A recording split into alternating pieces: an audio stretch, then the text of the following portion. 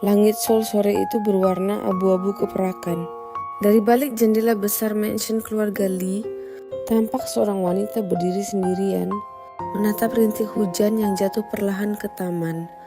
Namanya Han Ara, 28 tahun, pewaris tunggal, keluarga konglomerat pemilik perusahaan elektronik terbesar di Korea Selatan. Semua orang mengenalnya sebagai wanita sempurna, cantik, cerdas, dan berkelas. Tapi di balik semua itu hatinya terasa kosong. Setiap malam ia makan sendirian di ruang makan yang terlalu besar, hanya ditemani suara jam antik dan langkah seseorang dari dapur, Jungbu, pembantu laki-laki baru di rumah itu. Tatapan pertama, Hanara pertama kali memperhatikan Jungbu ketika ia sedang memungut pecahan piring yang jatuh. "Maaf nyonya," katanya sambil berlutut. Suaranya tenang meski jemarinya terluka oleh serpian kaca. Hanara ingin menegur, tapi matanya tertumbuk pada tatapan pria itu. Jujur, lembut tapi penuh luka masa lalu. Sejak saat itu Hanara tak bisa berhenti memikirkannya. Ia mulai memperhatikan hal-hal kecil, cara Jungbu menunduk setiap kali lewat di depannya. Cara ia menyiapkan teh hangat tepat di waktu yang sama setiap sore, dan senyum tipisnya setiap kali mata mereka bertemu. Suatu pagi Hanara memutuskan turun ke taman. Pohon sakura mulai bermekaran. Jungwoo datang membawa nampan berisi teh. "Saya membuatkan teh hijau kesukaan Anda." Hanara menatapnya, kagum karena ia bahkan mengingat hal sekecil itu. "Jungwoo," ucapnya pelan, "engkau selalu tahu apa yang kubutuhkan." Pria itu tersenyum sopan. "Saya hanya ingin memastikan Anda tidak merasa sendirian." Kalimat itu membuat dada Hanara bergetar. Ia menatap langit seakan mencoba menyembunyikan senyumnya. Dan di bawah guguran sakura, keduanya menikmati teh dalam diam. Tapi keheningan itu lebih hangat dari ribuan kata. Rahasia di balik status. Hari-hari berlalu. Hubungan mereka semakin dekat meski tak ada yang berani mengaku. Namun gosip mulai menyebar di antara staf rumah tangga. "Dia terlalu dekat dengan nyonya," bisik seorang pembantu wanita. Suatu malam Hanara memanggil Jungwoo ke ruang kerjanya. "Jungwoo, apakah kau pernah mencintai seseorang yang tak seharusnya kau cintai?" Ia terdiam lama. "Setiap hari nyonya," jawabnya akhirnya lirih tapi tegas. Hanara menatapnya lama. Di balik tatapan itu ada rasa yang sama, cinta yang tak boleh ada. Tapi terkadang hati tak tunduk pada aturan dunia. Di bawah lampu yang padam, malam itu listrik rumah mendadak mati karena badai. Hanara berjalan dalam gelap dan menemukan Jungwoo sedang memperbaiki sekring dengan lilin di tangannya. Wajahnya diterangi cahaya redup, terlihat begitu tenang dan tulus. "Kenapa kau repot-repot malam-malam begini?" tanya Hanara. Jungwoo tersenyum. "Karena saya tak ingin rumah ini gelap, terutama untuk Anda." Hanara terdiam.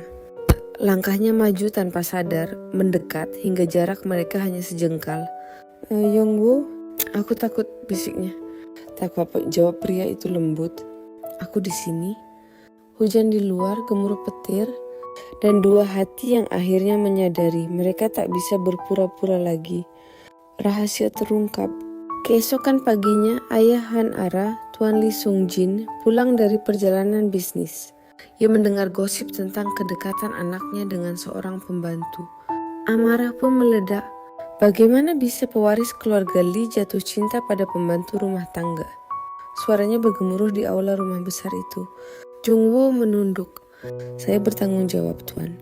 Tapi perasaan saya tidak bisa saya kendalikan." "Keluar dari rumah ini sekarang juga." Hanara berusaha menahan. "Ayah, dia bukan hanya pembantu.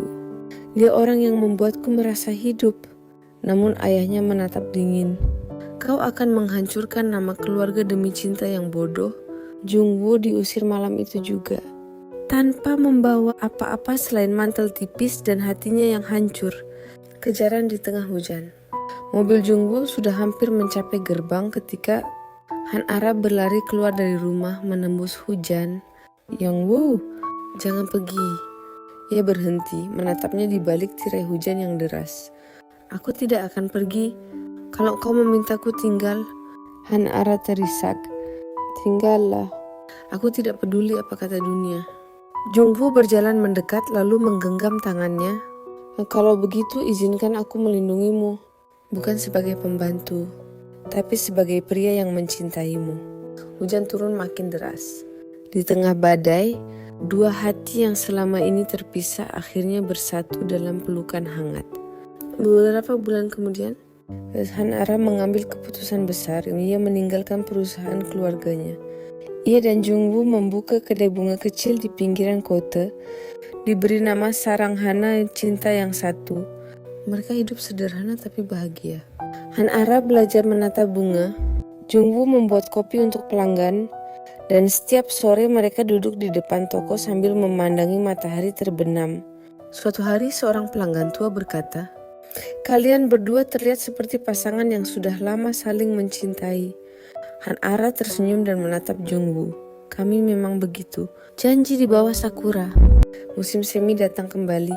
Pohon sakura di depan toko mereka bermekaran seperti dulu. Jungwoo menggenggam tangan istrinya. "Kau tahu Nyonya, dulu aku takut bermimpi tentangmu." Han Ara tersenyum lembut. Sekarang aku takut terbangun dari mimpi ini." Mereka tertawa kecil lalu berpelukan di bawah guguran bunga sakura.